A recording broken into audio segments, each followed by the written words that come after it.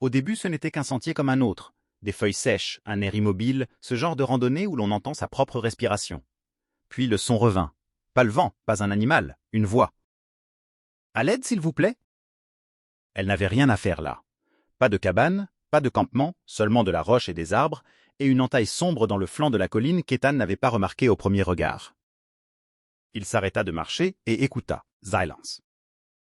Il se dit de continuer, de faire demi-tour, de prétendre qu'il n'avait rien entendu. Mais la voix revint, fine et brisée, comme si elle traversait la pierre. « Par ici, en bas. » La main d'Ethan se crispa autour de sa lampe torche. Il quitta le sentier. L'ouverture n'était pas grande, pas une entrée de grotte spectaculaire cachée derrière des buissons et des ombres. Elle sentait mauvais. Froid, humide, métallique. Il appela, gardant la voix basse. « Bonjour, vous êtes blessé ?» La réponse fut immédiate. « S'il vous plaît, je n'y arrive pas. » Puis plus rien. C'est cela qui l'attira à l'intérieur.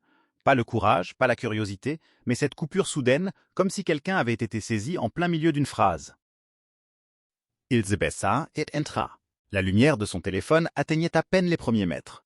Le reste fut avalé par la grotte. Chaque pas modifiait les sons du monde extérieur. Les oiseaux disparurent. Même le vent semblait s'être arrêté. Zaboterak l'allait gravir. Puis un frottement. Un bruit doux, traînant, comme quelque chose que l'on tirait sur la roche. Il se figea. « Hé !» appela-t-il. « Je suis là. Restez où vous êtes. » Une petite respiration tremblante lui répondit, puis un murmure. « N'approchez pas. » Cela n'avait aucun sens. Les gens ne vous disent pas de rester à distance quand ils sont coincés. Ethan avança quand même, lentement, les épaules tendues, balayant les parois de lumière. Le passage se rétrécissait.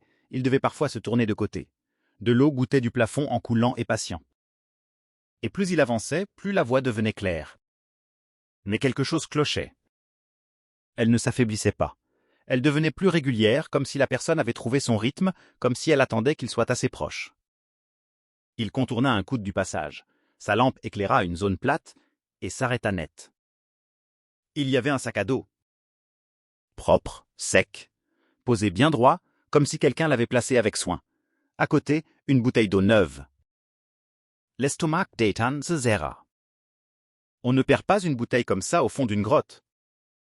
Il s'approcha. À moitié enfouie dans la poussière se trouvait autre chose. Une bobine de corde. Pas une corde d'escalade, une corde épaisse, utilitaire, avec un nœud déjà fait. Ethan n'y toucha pas. Il n'en eut pas besoin, car la voix parla de nouveau, juste derrière le virage, assez proche pour sembler à quelques pas seulement. « Aidez-moi, je suis coincé. » Ethan leva la lumière vers l'obscurité. Et c'est là qu'il vit le premier signe d'une personne. Une main. Des doigts pâles pressés contre la roche comme s'ils y étaient depuis longtemps. Mais la main ne se tendait pas vers lui. Elle s'agrippait, se maintenait en place, comme si quelque chose de l'autre côté essayait de la tirer en arrière. Ethan murmura presque pour lui-même. Qu'est-ce qui t'est arrivé? La réponse vint dans une respiration qui ne ressemblait pas à de la douleur. Elle ressemblait à du soulagement. Tu es venu. Ethan fit un pas en avant. La main glissa, pas vers le bas, mais sur le côté, comme si quelque chose l'avait arraché brusquement. Un petit caillou cliqueta et roula vers lui. Puis un autre son s'ajouta au goutte à goutte de l'eau. Un bourdonnement grave. Sa lampe révéla une minuscule lumière rouge sur la paroi de la grotte, un appareil scotché à la pierre, clignotante. Ethan se pencha juste assez pour lire l'étiquette en plastique. Un détecteur de mouvement bon marché. L'appel à l'aide retentit de nouveau, les mêmes mots. La main s'enfonça davantage dans la roche, les doigts tremblants, et plus profondément encore, au-delà du virage, Ethan entendit une seconde respiration. Pas la voix. Autre chose. Une respiration lente, contrôlée. Ethan avala aus salive. Vous êtes seul? Silence. Puis le murmure revint, plus doux encore. Non? Ethan ne répondit pas. Il ne recula pas non plus.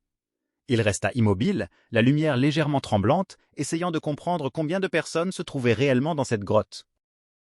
La main contre la roche trembla de nouveau. « S'il vous plaît, » dit la voix, « ne partez pas. » Ethan regarda la corde au sol, le capteur clignotant en rouge, puis le passage étroit devant lui.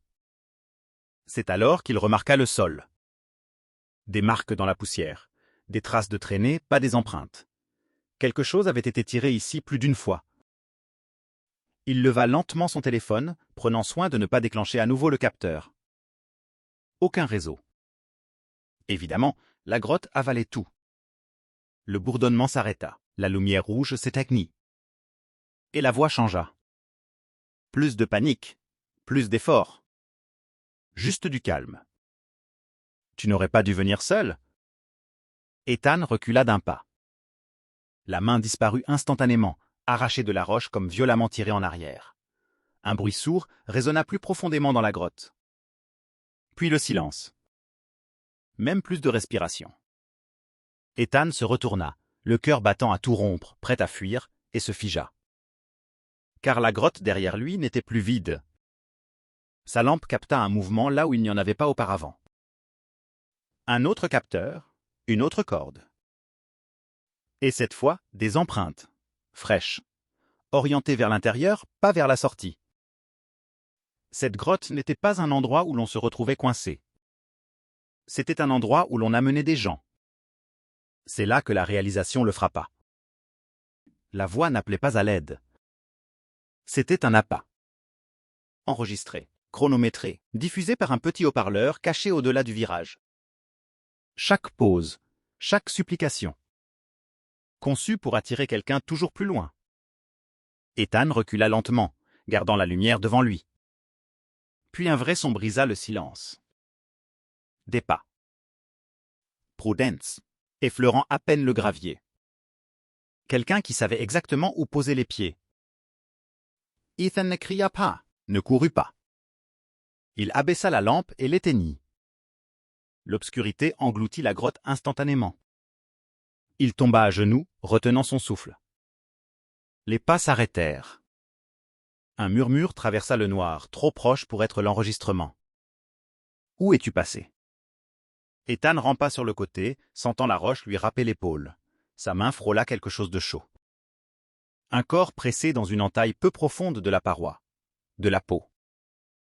Vivante, tremblante, tremblante. Avant qu'Ethan puisse réagir, les doigts de la personne se refermèrent durement autour de son poignet. Un avertissement. Puis un souffle contre son oreille. Ne bouge pas. Une lumière s'alluma plus loin. Un faisceau balaya lentement le sol de la grotte. Une silhouette se projeta sur la paroi. Une personne, puis une autre. Il parlait à voix basse, agacé. Capteur déclenché. Vérifiez l'entrée. Des bottes se rapprochèrent. Le pouls d'Ethan résonnait dans ses oreilles. La personne à côté de lui murmura de nouveau, à peine audible. Ils ne veulent pas de témoins. La lumière se détourna une fraction de seconde.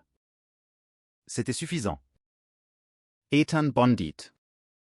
Il envoya du gravier vers la lumière et courut à l'aveugle vers la sortie, percutant la roche de l'épaule sans se soucier du bruit. Des cris éclatèrent derrière lui, de vraies voix, en colère, rapides. La grotte explosa en chaos, bottes martelant le sol, lampes s'agitant follement, jurons résonnant contre la pierre. Ethan jaillit à la lumière du jour et ne s'arrêta pas. Il courut jusqu'à retrouver le sentier, jusqu'à ce que ses poumons brûlent, jusqu'à ce que les sons de la forêt reviennent. Il ne regarda pas derrière lui. Des heures plus tard, des équipes de secours vinrent avec du matériel et la lumière du jour. La grotte était vide. Pas de haut-parleur, pas de capteur, pas de corde. Seulement des traces de traînées menant vers des passages trop étroits pour être suivis. Les autorités confirmèrent plus tard que la zone avait déjà été utilisée.